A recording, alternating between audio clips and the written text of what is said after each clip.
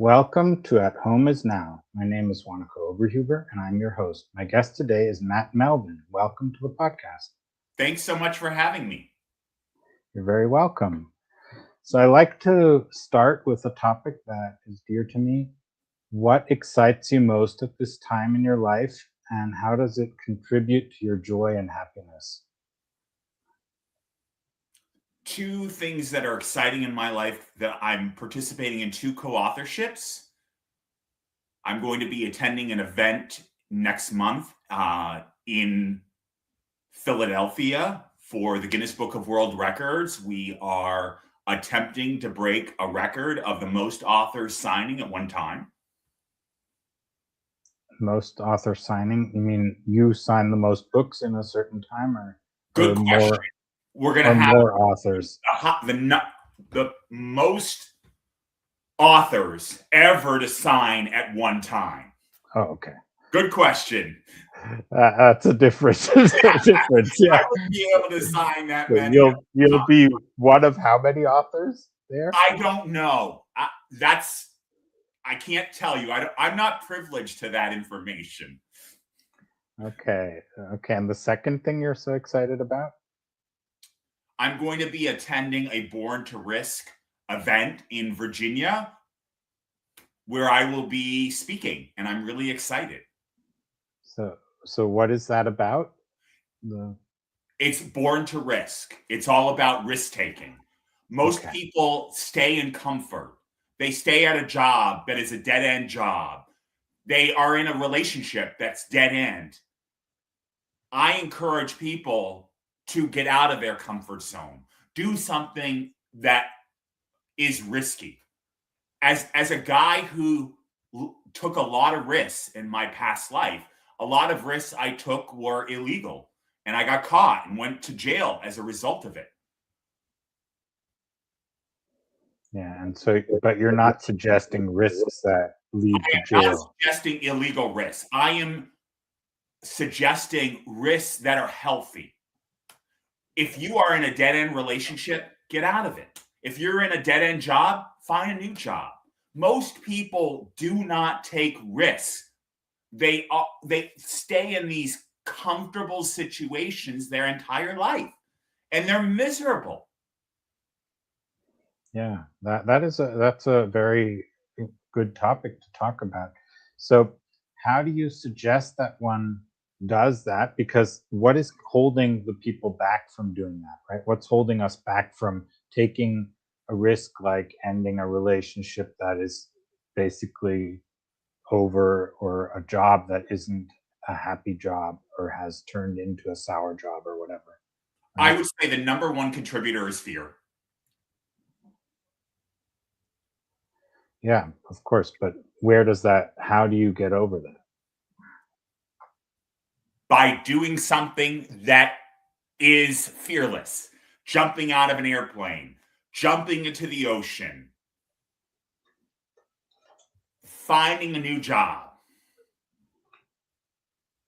Okay. So if you're in a relationship and it's not working, and you both have tried therapy, it's time to move on. Okay, so you suggest, for instance, with a relationship, first you try therapy or whatever else is possible to see if it could work, and if that doesn't work out, then you should end it, right? Instead of staying in it. Yes. But because people, even for some people, I think I'm going to add a couple of things. Okay, go ahead. First, there has to be a commitment for both people in the relationship to want to go to therapy. It's not a one person side. In other words, there has to be two. In any interaction we have, there's always two sides of the coin. There's always fault in both sides. And I'll give you a great example. One of my closest friends, he's in therapy. But guess what? His spouse is not. That doesn't work. Both parties need to go to therapy. If one's only going to therapy and the other isn't, to me, that is saying that person is always at fault.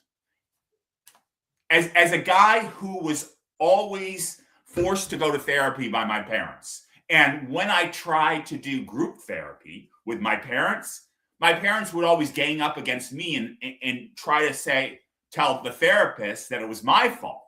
And when the therapist sided with me, it was time to go find a new therapist.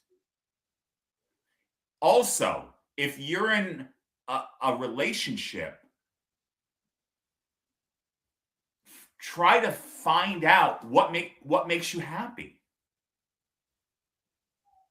And if your emotions are out of control, it's time to look somewhere else. If you're in a codependent relationship, codependency is not healthy at all. My parents are in a codependent relationship. I see it all the time. And it's an addiction. If you have a significant other that is in an addiction, if they don't want to admit that they have a problem and want to seek and get some help, then it's time to move on. And that would be, Winoka, my one exception is if one of the partners is in addiction and the other is not, then the person that's in addiction needs to go to therapy. But the person who's not in addiction should go to Al-Anon, some support group where they can have support from people that are going through a similar situation that they're going through. Yeah, that makes sense. In all of my relationships, I want men and women that are working on themselves, that aren't convinced that they know everything and they have it all figured out. And I can always tell how somebody's working on themselves by the words they use. How often do we use the word you, we, they? I encourage people to make I statements. That's much more powerful, and it shows that I'm taking responsibility for my actions given a certain situation. Because how I come to the world is very different than everybody else comes to the world. Yeah. Wow. So that's the example of relationships. Would you like to share such an example where that worked, or where it led to a healing of the relationship? Or do you have something you would like to share about that? Why it would be worth it to take that risk of going to therapy or to going to get help and so on, right? Because that does acknowledge that something's not working for you, right? And that can be hard. In my experience, I haven't found therapy helpful. It wasn't until I started doing men's weekends, men's work, that I really started healing. And how I did that was opening up to other men on a weekend and exposing the deepest, darkest secrets of myself. I believe that each person needs to try different things. For me, therapy is not useful. For somebody else, it may be useful. If you're in a relationship and you've tried therapy, then I suggest trying a men's weekend if you're a man, a women's weekend if you're a woman. I find them much more powerful. But here's the thing, you get in what you put in. So if you go to a weekend and you don't do anything afterwards, it was a complete and utter waste of time. Connect with other men if you're a man. Connect with other women while you're on the weekend and build your tribe. Those are the best people to connect with because the men I'm going to a weekend are working on themselves. They don't think that they have it all figured out. I've gone to probably 20 weekends in my life. I've staffed more than I've participated. I connect with men all the time. And they don't necessarily have the same experience I have. But when I can see a man open up and be vulnerable about what is going on with him, I feel a connection. I don't feel a connection with men that hide, repress, and deny and pretend everything's okay. Yeah, that is an issue when you recognize that you have issues and everyone tells you they don't, right? Like, let's say you have certain issues, and you speak about it with people, and everyone denies that they have any issues. Obviously, most of them are lying, right? Yes.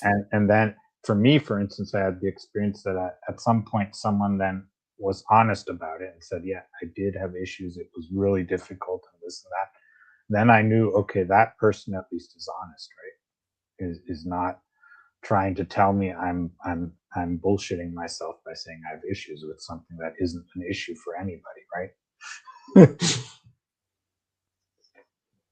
And that is a huge step forward. You're right, and I think it's not always easy, and it's not always fun. It certainly isn't always fun, right? Necessarily, it can be, but it is something that's very important, right? Sharing what's going on in yourself and finding people that it's safe to share with, right? I And have always struggled with finding a group of men that I can share openly with and feel like what I'm sharing is staying in the room. that's another issue of confidentiality, right? That is a very difficult one, right? That's why It's all some about risk. people. Here's the thing, Winoko. Everything we do is there's some amount of risk. Yep. And If it's you also, go to a weekend and you don't say anything, yeah, it's safe. Yes, you're not going to get hurt, but you just completely wasted a whole entire weekend. And nobody's going to want to get to know you because they feel like you're hiding, you're concealing, you're being secretive about what's going on. And I've seen it. I've seen men where they fight us the entire way. They're trying to figure out where we're going. And as Judge Judy always says, don't try to figure out where we're going, or where I'm going, I should say. Just answer my questions. Everything that we do on the men's weekend there's a script, okay? There's a protocol of how we do things. It's not just off the cuff. There's a protocol. The people that just answer the questions, are open about it, open to feedback, open to suggestions, want to engage other people, those are the men that get the most out of it. The guys that are apprehensive, trying to figure out where we're going, disruptive, obnoxious, those are the guys that I don't really want to have anything to do with. that's something that you find in A Course in Miracles, for instance. There's this, it says, for instance, in defenselessness, my safety lies. Now that applies in many ways, and it's a lesson that I think I have a lot to learn about. Of course, there's always defenses left to let go of, right? We are, and but defenselessness does not mean saying that you are at fault for everything, and that's something I also have to learn, right? Because it's easy to accept judgment by others and say, yeah, you're right, I am at fault, right? Instead of accepting where you actually are at, because it's not necessarily true to you.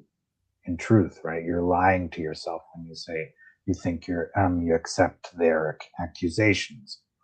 So it's a very important subject, and yeah, but I think, what do you say to that statement? In defenselessness, my safety lies. I agree with it.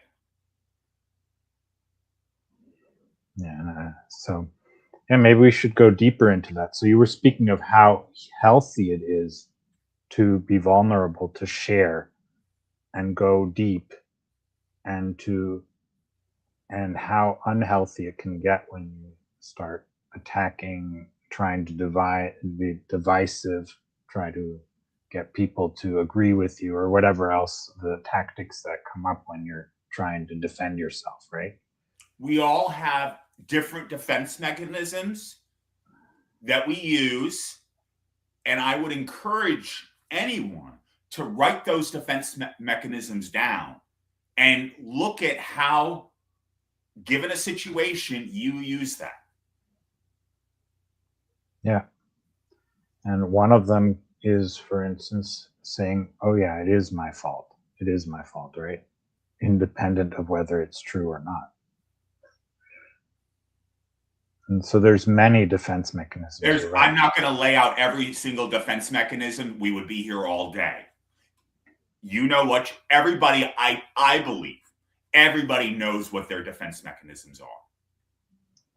Yeah, consciously or unconsciously, but they certainly are there. They need to be looked at. You're very right. Okay, that's amazing to have discovered that you want to let go of defenses, right? And that you agree to that statement, because the risk taking implies that you are willing to go the extra mile or do the whatever it is. You listening to yourself, actually, basically you're listening, and even if and accepting that you could be wrong, right? Because if you take a risk, you are also accepting that you could be wrong, because otherwise it wouldn't be a risk, right? I believe in our failures, we learn more. I will give you a perfect example. I was on a job interview, and the interviewer asked me about my biggest failure. I thought that was a brilliant question. Never been asked it in all the time I've done a job interview. Brilliant question. But here's the catch. I couldn't ask him what his biggest failure is. So I always tell people, don't ever ask me a question that you're not willing to answer yourself. Here's the thing. When you're interviewing a company, it's not a one-way road. It's not a one-way street. It's a two-way street.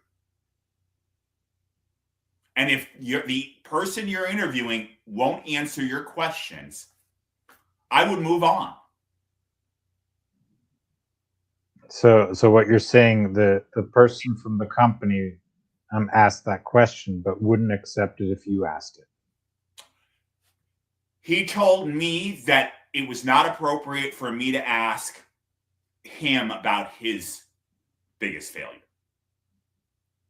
Yeah, I think that's a something that is very, very common. You're right, and you're right. That would be a marker that something's not, that you could, they're not being honest with you, right?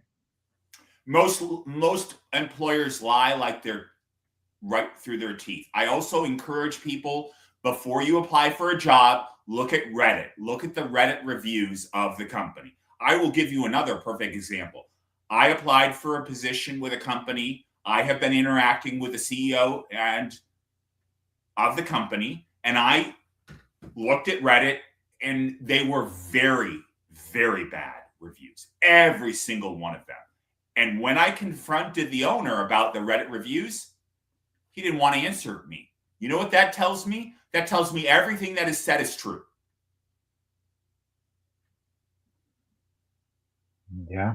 That I don't know if that's the right conclusion, but it certainly is clear that something is not willing to answer your questions, and so If, you do have a right to ask questions. If something was not accurate, if somebody said, Matt, you did X, and I didn't do it, I would immediately say, no, you got the wrong person.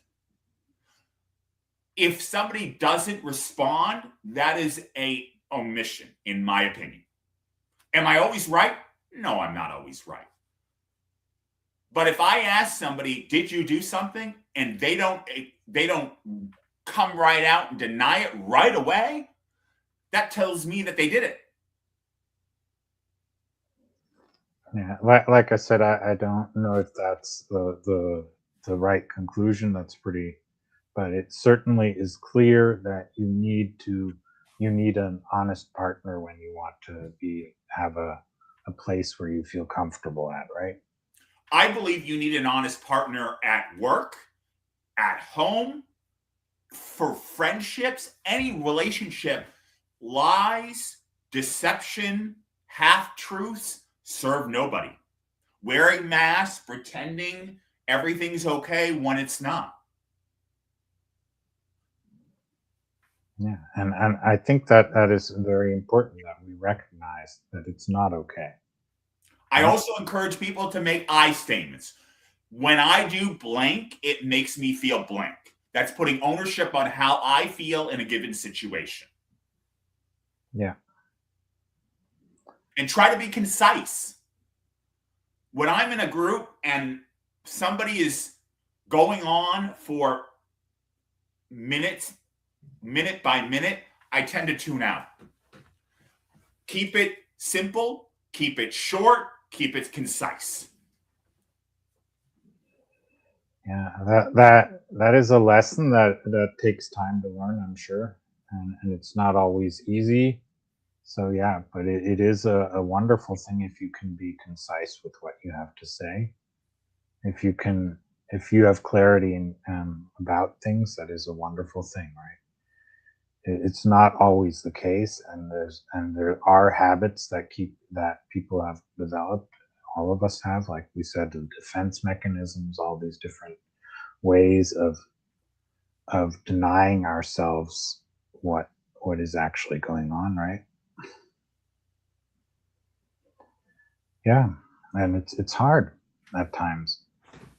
And when you're sick, for instance, it's hard to accept that you're sick, right? You don't want to be, right? And then you have to accept that you don't want to be sick, but you are. You have to accept that you're struggling with the challenges that you're having. I mean, you went through. Yeah, I think if I understand correctly, you went through prison, right? Twice. Yeah.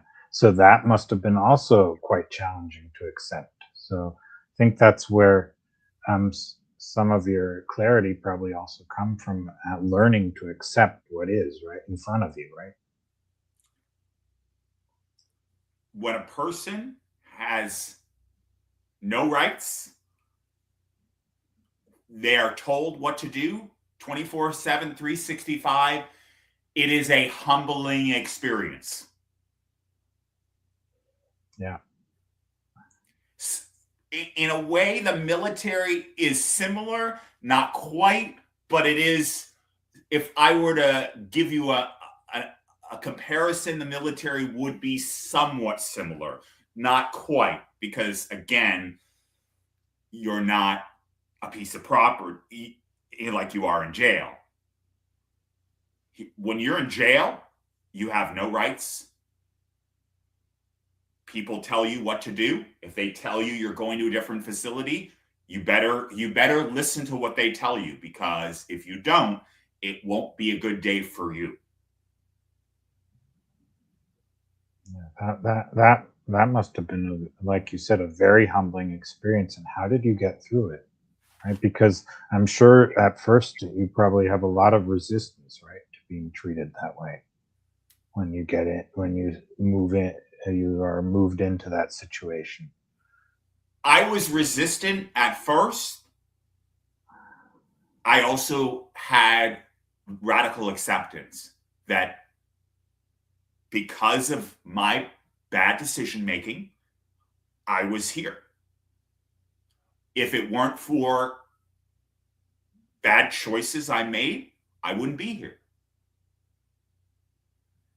Until I told myself that there was nobody else to blame for where I was other than myself, I could have played victim the entire time. Playing victim doesn't serve anybody. My mother plays victim. She's played victim her whole life, and it hasn't served her very well.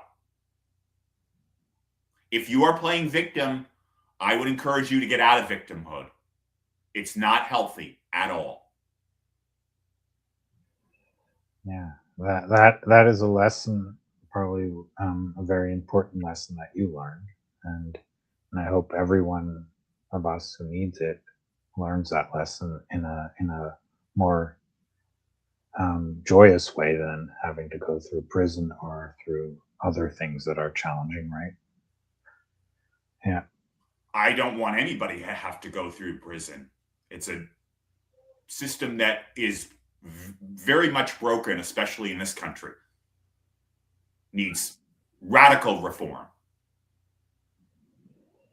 And I think another thing, the radical acceptance, as you called it, I think that's another point you might want to go into deeper, because that's really something that can make a huge difference in everyone's lives, right? If we can radically accept what's going on and what our responsibilities. Radically accepting where I am, how I got to where I am, what I'm going to do to change where I am so that this doesn't happen ever again. Yeah, I think that's the radical acceptance is a necessary means to be able to make that other step that you were saying, change where you're at, right? Or what lessons learned, right? Because if you don't accept where you're at, you can't accept the lessons learned, right? And And make I changes. have to be willing to change. The only Yeah. person that can change myself is me. Nobody else is going to change me. And it wasn't until I started loving myself, forgiving others, that was where the real turning of the key happened. Yeah. And in A Course in Miracles, one of the central things, our purpose is to forgive, right? A very important purpose. The central purpose is to forgive in the sense that you, like you said, accept your responsibility. You accept that by a change of the way you see things, things change for you, right? You can make new choices. You can choose again, as A Course in Miracles says. And so even the past changes due to change of the way you see things and the way you, and forgiveness certainly changes everything. And forgiveness, not the forgiveness to blame or to attack, but the forgiveness that actually resolves things in your mind. Because there is a huge difference, right? The typical idea of forgiveness is to still think that someone is guilty, right? But say, okay, I'm the better man. I will let them go with it, right? And that is not what Forgiveness is is meant. not forgetting. Yep, exactly. Forgiving is allowing yourself to not have that burden on your shoulders anymore. When Yeah, you harbor resentment or harbor unforgiveness, it's only hurting you. yeah, and that's a huge distinction there, right? And that the forgiveness actually does the most for you, right? The forgiveness is where I healed. It's not Yeah, about other people healing, it's about my healing journey. yeah, and that's um, an amazing recognition because people the idea of forgiveness where you think you're helping someone else, right, or you're doing something for them is very common, right? Yes. Okay, would you like to share a bit about your journey and the beauty of coming to these conclusions? Because that you've just elucidated some of them, but maybe you'd like to share a bit about the journey to get how you got there. My book, Bully Behind Bars, a gay Christian Trump supporter goes to prison. My title was a result of no longer allowing the world to dictate who I am and my standing up for myself. Most of my life, I've been bullied, and you need to stand up to bullies. Otherwise, the bullying will continue.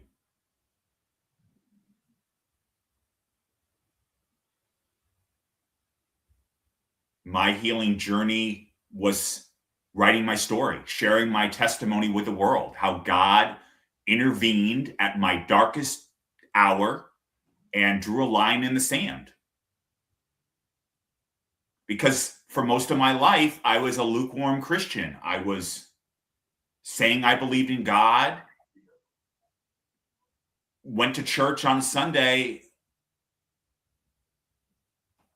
My actions told a different story.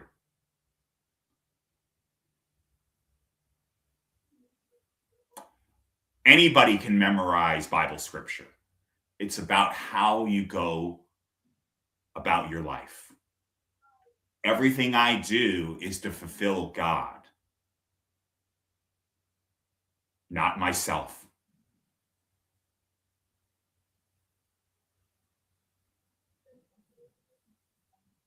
I surround myself with positive people.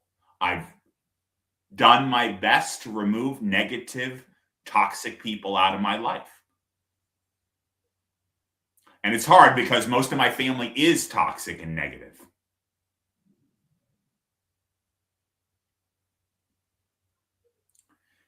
I encourage people to get out of stuck mode, do something different. If you're not happy, the only person that can change that is you.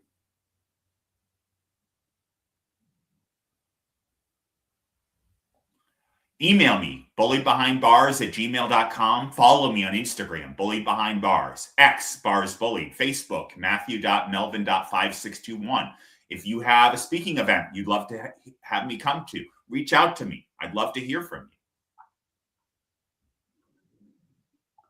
you. Yeah, that so I think that it's very, very, very important to learn these lessons. And I think you're what another thing is, you said you're the only one who can change something, but you also added a component that goes beyond um, just a simple individual.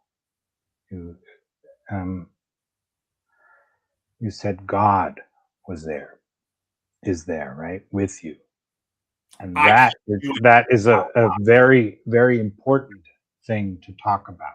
What does that mean, and what how does that inform your every action, right? Because that's a very different idea than to say, okay, I'm alone with this, right? It's a complete surrendering. I always tell people, if you can't accept Genesis 1:1, might as well close the Bible and move on. Faith is a sixth sense. It's about trusting God. A lot of people believe in God, but they don't trust God. It's a complete, utter. Here's my best analogy. When I jump out of an airplane, I've got to just trust God that I'm going to make it to the ground. That's what it is.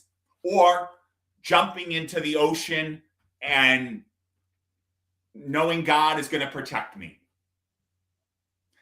If you are the type of person that wants to have one foot into with God and one foot out, God will spit you out. God doesn't want a lukewarm Christian. He wants you either 100% in or zero. Your Yeah, choice. yeah, Does that mean when I accepted God that everything started going right? No, not even close.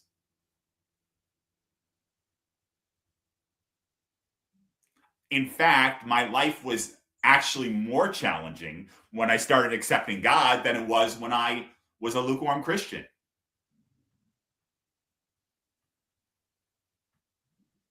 Stop seeking the approval of others. You'll always be disappointed. What other people think of me is none of my business.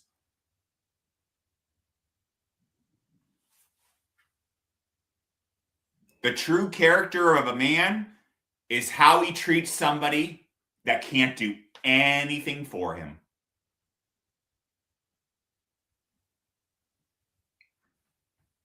that's a good one. Yeah. Well, yeah, there are a lot of people who can't do anything for you, and if you're right, if you're kind to them, that is a huge step towards being kind to everything, right? It's either you love or you don't, right? Is basically what you're saying, right? Either you're loving or you're not in any given moment. So I guess that's what it means when it says either you're fully with God or you're not, right? That Absolutely. but you can't be both. But on the other hand, to think of it, it also says either you love all or you can't. You're not loving any. Is another way of putting it. In A Course in Miracles, it has a lot of passages about that, and it's a really powerful thing to look at, right? You have to choose. And A Course in Miracles, it speaks of the Holy Spirit. Either you're listening to the Holy Spirit or to ego. And ego, Ego stands for edging God out. yes, that's a good point. Yeah. So, anyways, so either you're for separation thinking, right? You're listening to separation thinking, which is a thought system. It's not, and it's a thought system that is closed. It's not open. It's not. It's not loving. It's not capable of even life. It's not. It's not alive in truth. It mimics life, but it isn't alive at all. While love is something alive. That's why it also says living God, right? And not doesn't say God is a concept, or God is a number of words stringed together. No, it says it's alive, and so it's an experience. I think that, and A Course in Miracles, it says it's about an experience, not about the words or the way it's conveyed. It's about the message, not the form. And I think that's a huge difference if you see it that way, rather than being set on a certain form or a certain way that things should or should not be. And I think the topic of trust is very, very important also in A Course in Miracles. It speaks of trust. The development of trust is a whole set of explanations about that in A Course in Miracles. So that's a really, really important. And I think that you were sharing about how trusting God in any given situation changes everything. Yeah, and A Course in Miracles, it basically says, if you trust, then everything is solved, right? That's the solution to everything, trust.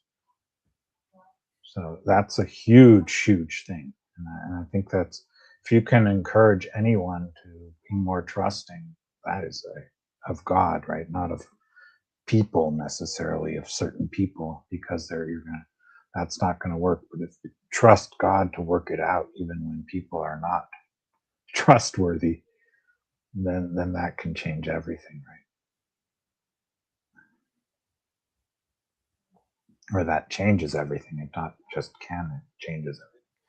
Maybe you'd like to elaborate about how you've been able to trust God, because you said the moment you decided to be fully in, right, with God, life did bring up a lot of challenges, right? It was actually, you said it was actually more difficult than it was before.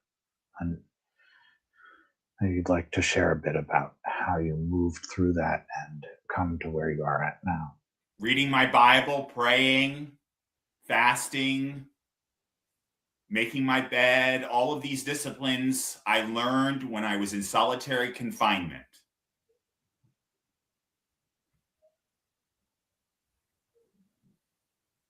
Those disciplines have helped me to become the man I am today. I can't help people in the world if I don't know where they're coming from. Well, I was in solitary confinement. I went to every single Bible study, Scientology, Christian Science, Jehovah's Witness, Catholicism, Christians, and it was Bible boot camp.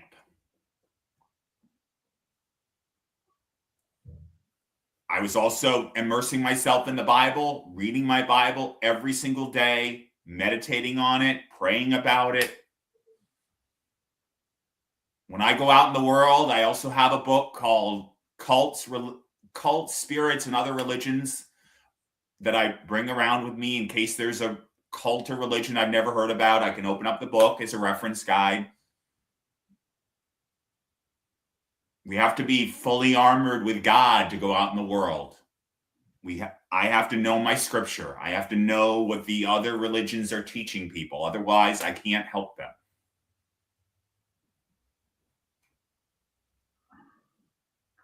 Yeah, you can't understand either.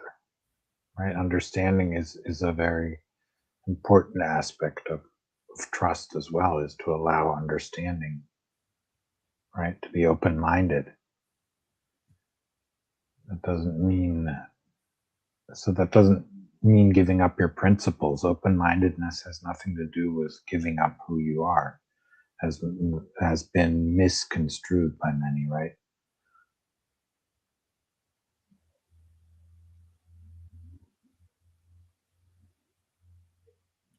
It's very easy to cherry pick a Bible verse that sounds good out of context. Please don't do that. We all can cherry pick a Bible verse to justify any behavior. It doesn't work. Yeah, that's a typical thing. Not just Bible-wise, you can use anything to justify. You will always justify any action if you're listening to ego, right? Absolutely. So yes, the ego can use scripture to justify any action, but it doesn't make it right. Thank you Um, so much for having me on the show. You're welcome. Yeah, another statement is, do you want to be right or do you want to be happy? That comes from A Course in Miracles. Yeah, well, God is always right, but am I always right? No, I'm usually wrong, right? So actually, we're wrong all the time, which is also something we need to learn, right?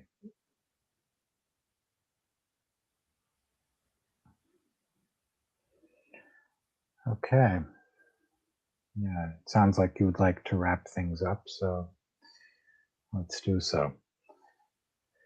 Yeah, so thank you so much, Matt, for joining me here, for sharing your insights, your candor, and your willingness to say that we need to show up the way we are and to share authentically, even if it's uncomfortable or if we're afraid that it might be uncomfortable to someone else. We need to do that and to trust, right? So, beautiful message. So, thank you for that. And thank you, everyone, for joining us here. If you want to be a guest on the podcast, please reach out to me. If you want Matt, of course, as he said, reach out to him. If you have any questions or comments, please share them. If you want to support the podcast, you can review it and let other people know about it. And if you have anyone you think of that could be a great guest, you can let them know about it and make it possible for them to be a guest here. So thank you, everyone, and blessings to you all. Until next time.